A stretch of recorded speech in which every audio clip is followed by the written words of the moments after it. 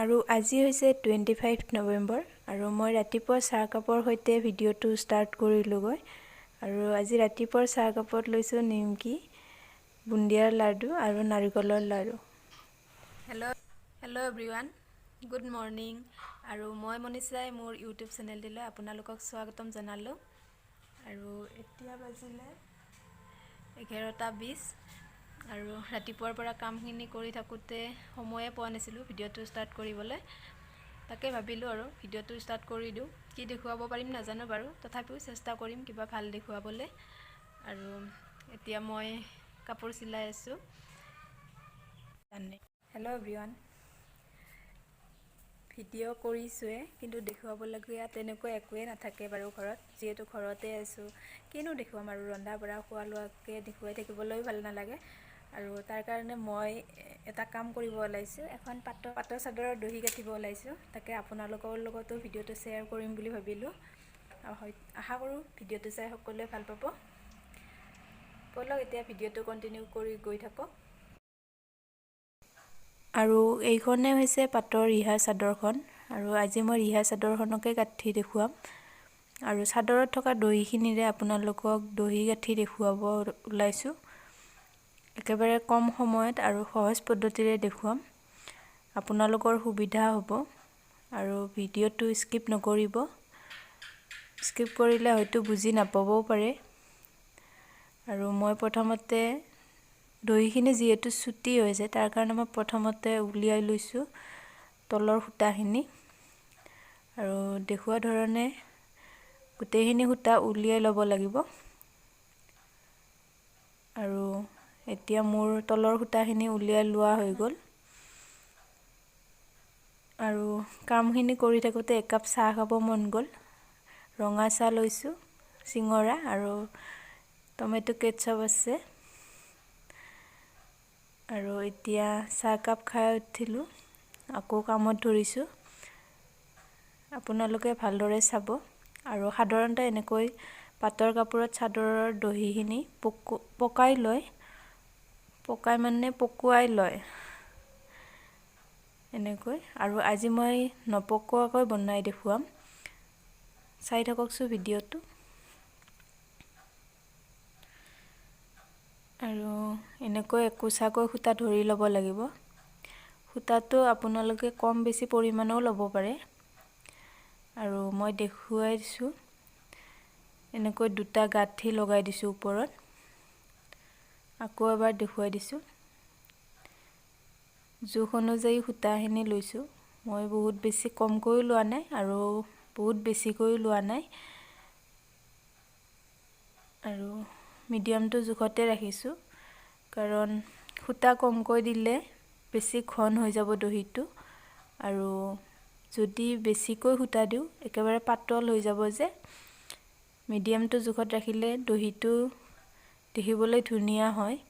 আৰু এনেকৈ মই দুটা গাঁঠি লগাই ল'লোঁ। আৰু মই আকৌ এবাৰ দেখুৱাই দিছোঁ। আপোনালোকে ভালদৰে চাব আৰু বুজি ল'ব। এনেকৈ গাঁঠি লগাই দিলে আৰু পকাব নালাগে বাৰু। আৰু মোৰ গাঁঠি লগোৱা হৈ গ'ল গোটেইখিনি সূতা। আৰু এনেকৈ গাঁঠিটো অকণমান পিছলি আহে, যিহেতু পাট সূতাটো পিছল হয়। একো কথা নাই, যেতিয়া দহি গাঁঠিব আৰম্ভণি কৰিব তেতিয়া গাঁঠিটো টাইটকৈ লগাই দিব। আৰু ওপৰত দেখুৱাইছোঁৱে মই দুটা গাঁঠি আগতীয়াকৈ দি লৈছোঁ। আৰু এবাৰ এনেকৈ এটা গাঁঠি লগাইছোঁ, অলপ মাজেৰে ফাঁককৈ ৰাখিছোঁ। আৰু এয়া লৈছোঁ মই কৰিশ্মা পাট, গল্ডেন কালাৰৰ। আৰু মোৰ যিহেতু ৰিহাখন হোৱাইটত আছে আৰু গল্ডেন কালাৰৰ ফুল আছে, তাৰ কাৰণে মই হোৱাইট আৰু গল্ডেনেৰে দহি গাঁঠিছোঁ। আৰু দেখুৱাইছোঁ, এনেকৈ মই কৰিশ্মা পাতখিনি ফাঁকটোৰ মাজেৰে সুমুৱাই দিলোঁ। আৰু এনেকৈ তিনিটা গাঁঠি লগাব লাগিব। আৰু আপোনালোকে দহিটো দীঘল চুটিও কৰিব বিচাৰিলে কৰিব পাৰে। মই বহুত বেছি দীঘলো কৰা নাই আৰু বহুত বেছি চুটিও কৰা নাই, কাৰণ এইখন চাদৰ মোৰ নহয়, যিহেতু মোক বেলেগে কামটো কৰিব দিছে। আৰু এনেকৈ তিনিটাকৈ গাঁঠি লগাই দিলোঁ। চেষ্টা কৰিব তিনিটাকৈ গাঁঠি লগাই দিবলৈ।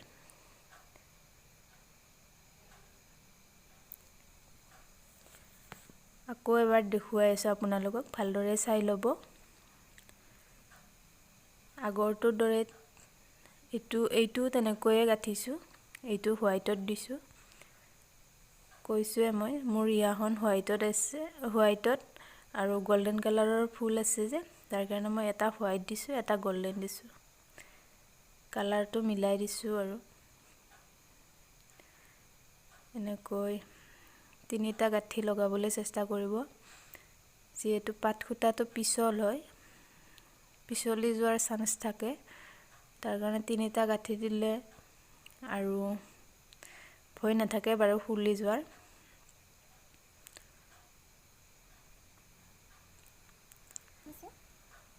আৰু চাওকচোন, মই এটা গল্ডেন এটা হোৱাইট এনেকৈয়ে গাঁঠি গৈছোঁ গোটেই চাদৰখন। আৰু এতিয়া মোৰ ফাইনেল চাদৰখন দেখুৱাই দিলোঁ, ফাইনেল লুকটো। বহুত বেছি ঘনো হোৱা নাই আৰু বহুত বেছি পাতলো হোৱা নাই। আৰু দেখুৱাইছোঁ বাৰু, ভালদৰে চাই লওক আপোনালোকেও। এবাৰ এনেকৈ গাঁঠি চাবচোন, বহুত কম সময়ত হৈ যাব।